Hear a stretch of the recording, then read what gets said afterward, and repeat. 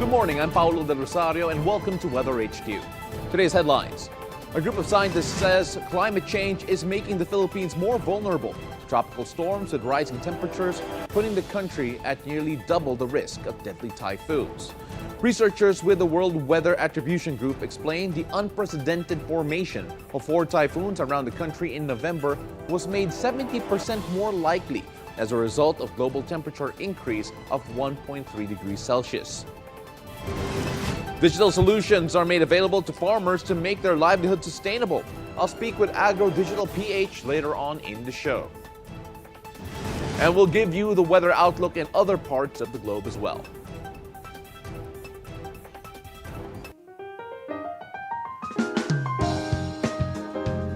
Well, 2 dominant weather systems are now affecting the country. Let's take a look at both of them here.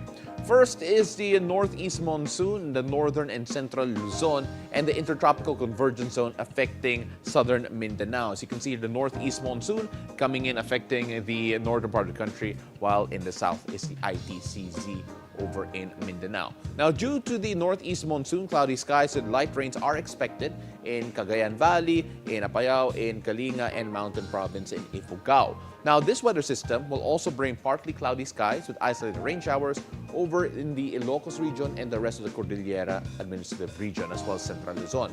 Now, cloudy skies with isolated rain showers and thunderstorms are also expected to prevail over in Basilan, Sulu, and Tawi-Tawi due to the ITCZ. Now, if we take a closer look at the satellite, there are also winds coming through from the Pacific Ocean or easterlies that may bring cloudy skies and rain showers here in the Bicol region, as well as Quezon, and also bring partly cloudy to cloudy skies with isolated rain showers over here in Metro Manila and the rest of the country in general. As for our sea conditions, there are no gale warnings up, so all mariners are free to venture out, but always be careful because weather changes from time to time and sometimes all of a sudden. Now let's take a look at the weather conditions and expected temperatures in selected cities and provinces in Luzon, Visayas, and Mindanao based on the Metro weather system. Let's go first to the north, where we can see improved weather conditions in most parts of northern Luzon. Now, partly cloudy skies are now expected to prevail in Basco and in Tuguegarao. Now, the temperature in Basco may still drop around 21 degrees Celsius, but then that should be nice weather. Now, this will be because of the northeast monsoon. Temperature in Tuguegarao, though, will be a bit high compared to the past few days, and it may reach up to 30 degrees Celsius, as you can see over here. Hot weather is expected over in Lawag, in Vigan, and in Dagupan. The sunny weather will give you really high temperatures with 33 degrees expected in Lawag, 32 degrees in Dagupan, and 30 degrees in Vigan. However, if you want some cool weather, let's go to Baguio, as per usual. Now, the northeast monsoon will bring cloudy skies to Baguio, to the summer capital of the Philippines, with a high chance of light rains to moderate rains. So if you're going out, make sure you keep an umbrella handy, you have that nice jacket on. It will be cold anyway because the temperature will range from 17 to 25 degrees Celsius. Now, moving on to Central Luzon. Improved weather conditions are also expected in Gapan, Tarlac, Angeles, Metro Manila, and Mariveles. Expect sunny weather conditions with temperatures ranging up to 31 degrees Celsius. That will be true particularly in Metro Manila. Now, in Subic and Casiguran, there will be shaded parts because of partly cloudy skies that are expected throughout the day. So the temperature in Subic, despite the cloudy skies, may still reach up to 33 degrees Celsius, as we can expect over here. In Iba, the cloudy skies are still expected to prevail with temperatures ranging from 25 to 32 degrees Celsius. Now, for southern Luzon, different weather conditions are expected in the region because of the combined effect of the northeast monsoon and the easterlies. Let's take a look at how it all affects here, and let me move to the side para makita nyo yung Sorsogon.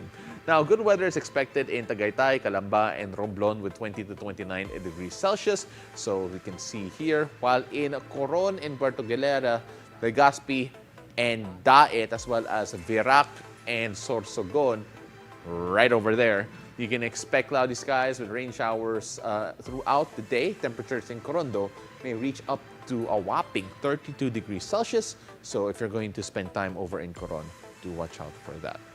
Now, of course, let's move on to a different part of the Philippines here as we take a look at Visayas. Now, we'll take a look at the weather here over in Visayas, and you're going to see the weather conditions, particularly in Tacloban and Boracay, as well as Tagbilaran. A bit rainy conditions there, and despite that, Tagbilaran will still have around 32 degrees Celsius as the high. Now moving on to Cebu, Bacolod, Iloilo, Catarman, you'll have cloudy weather, but despite the cloudy weather being one of the things that we're expecting throughout the day, you can still expect high temperatures there. Bacolod in particular and Catarman having 32 degrees Celsius. Dumaguete will also have a bit of wet weather, a bit of wet and cloudy weather over in Dumaguete. Temperatures there ranging from 26 to 30 degrees Celsius. So for those in the Visayas region, this is the type of weather that you can expect. Not much sun, but still the temperatures quite a bit high. Let's now move on over to Mindanao.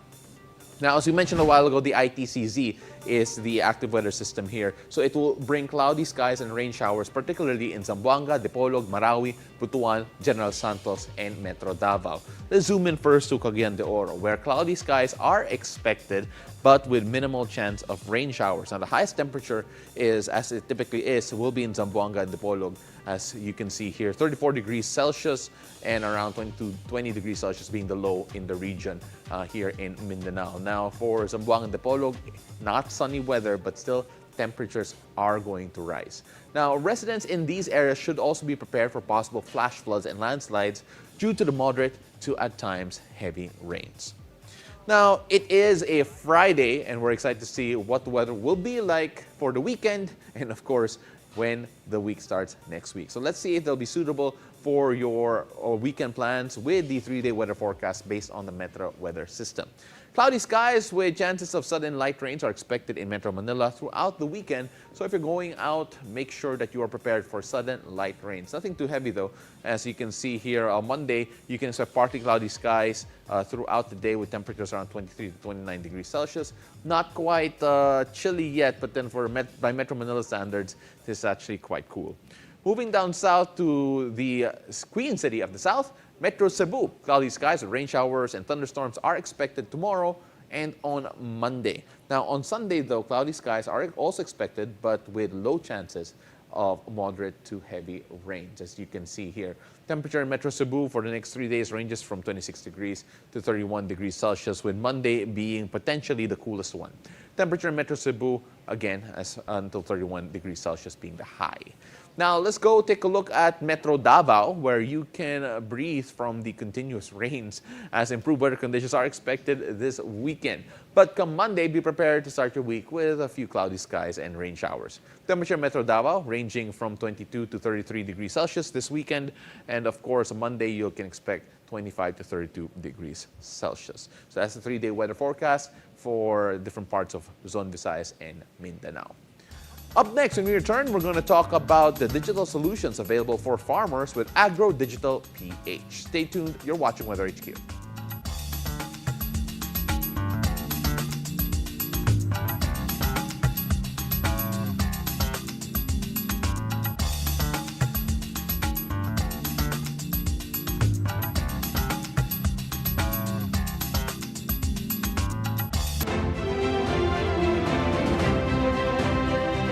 In the world of business, expansion is inevitable.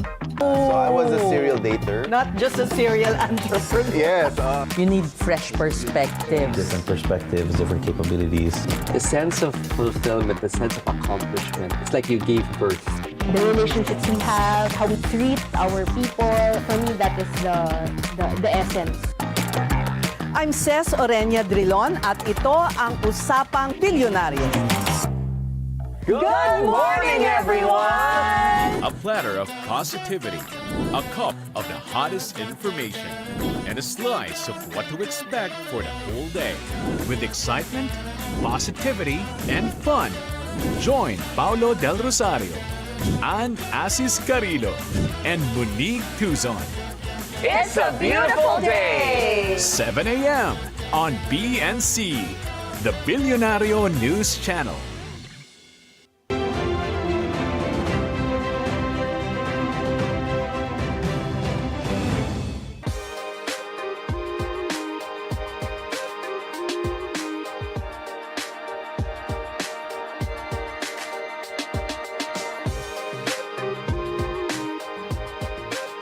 welcome back. You're still watching WeatherHQ. I'm Paolo del Rosario. Agro Digital PH helps small farmers build their digital enterprise. Joining us via Zoom is Agro Digital PH founder and chief farming officer, Henry James Sison. Magandang umaga. Thank you very much for joining us. Yeah, good morning, everyone. All right, so let's talk first about Agro Digital PH. What type of support do you provide farmers, and what is the app's mission, and what does it try to do? Yeah, so AgroDigital is actually a social enterprise. We work with organized farmers, that is cooperatives and associations, in making sure that they can build their own sustainable business. So ito yung idea ng pagbuklod-buklod ng lakas ng mga farmers para makabuo sila ng consistent na production in terms of quality and volume. Then we actually we actually move them, connect them to the market so that they can monetize their produce.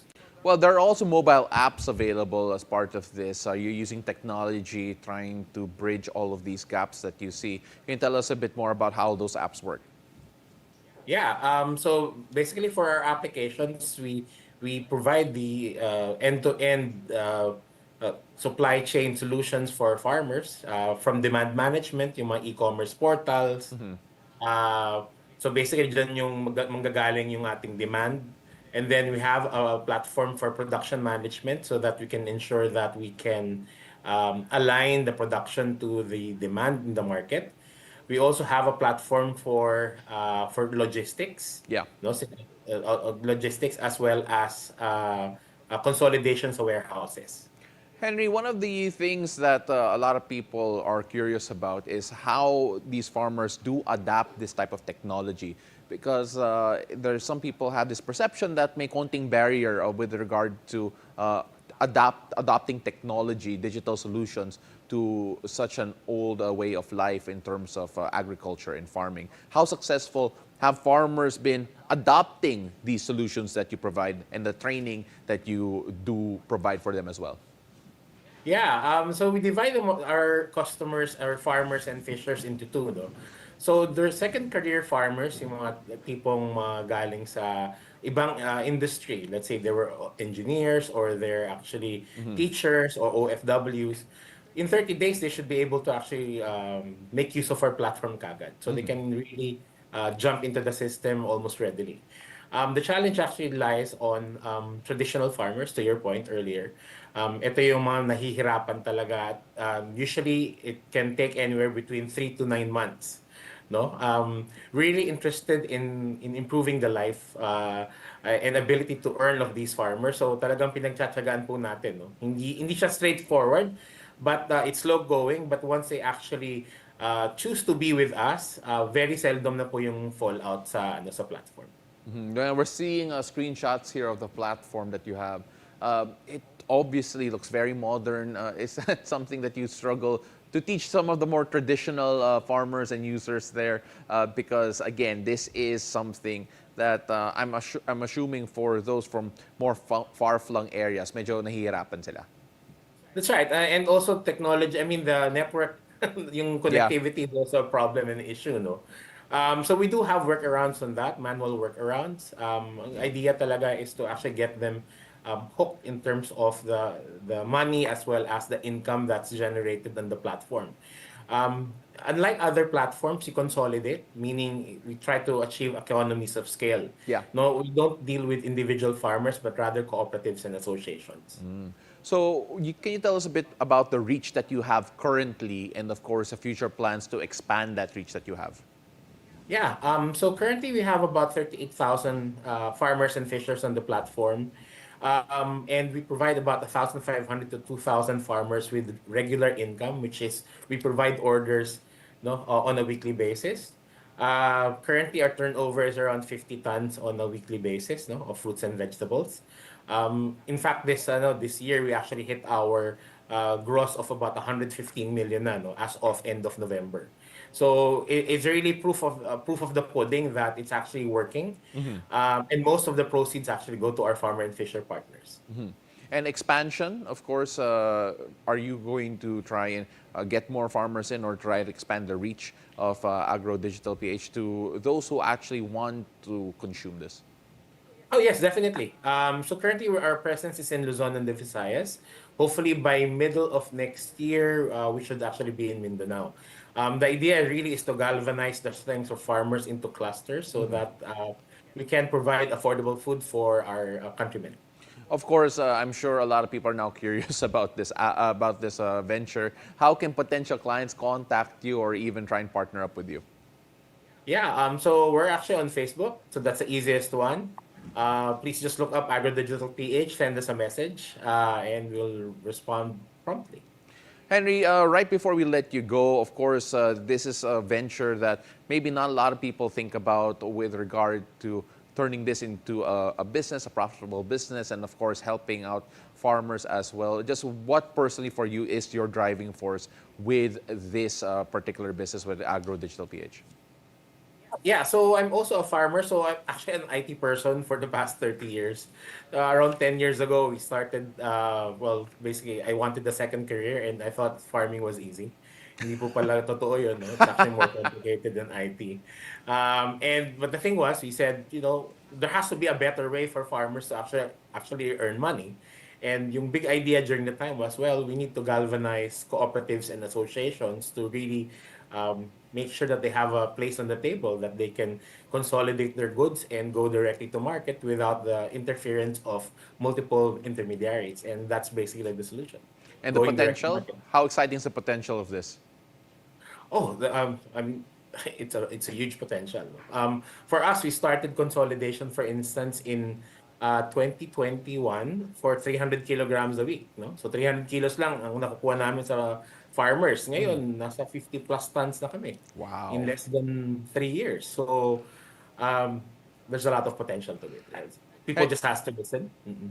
Henry, we really appreciate the time that you've given, and of course, good luck with your venture moving forward, and hopefully we can see more farmers get their due, in particular through your efforts. Thank you very much. Thank you. That is AgroDigital PH founder Henry James Season. He's also Chief Farming Officer, by the way. Thank you very much for joining us. Now, when we return, we'll give you global weather after the break. Keep it here. You're still watching BNC, the Bilyonaryo News Channel.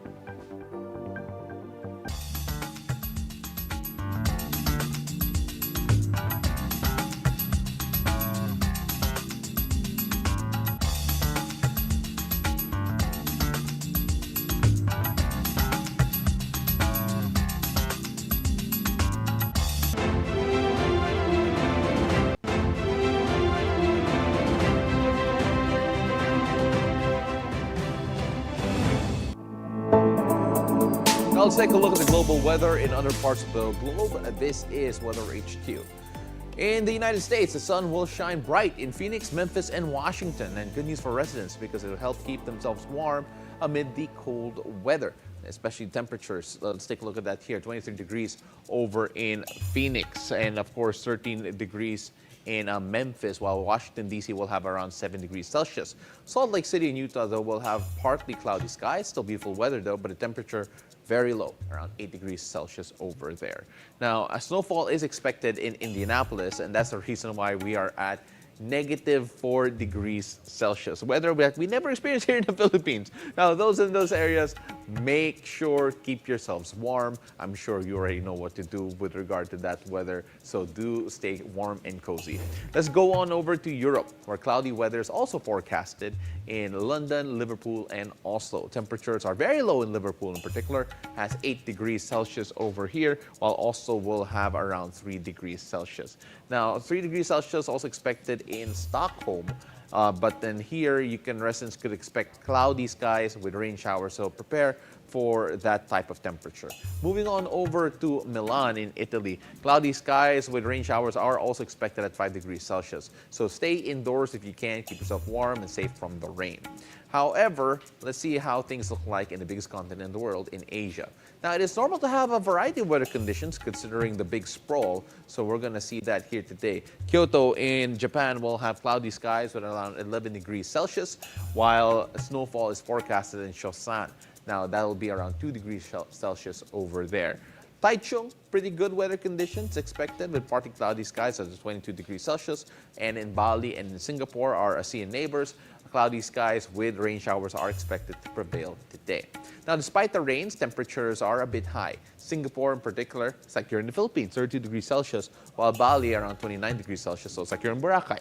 Those types of temperatures is what you could expect. Now, moving down to Australia, let's go to the land down under. Let's go to Bridgetown, the other Liverpool, Hamilton, Richmond, and all of those places can have partly cloudy skies with rain showers expected. Temperatures in these areas, particularly in Bridgetown and Liverpool, are expected to be around 35 degrees Celsius. So if you're in that area, make sure you stay hydrated. Hamilton, though, you can expect 23 degrees Celsius, and in Richmond, around 21 degrees Celsius. Good for going outdoors.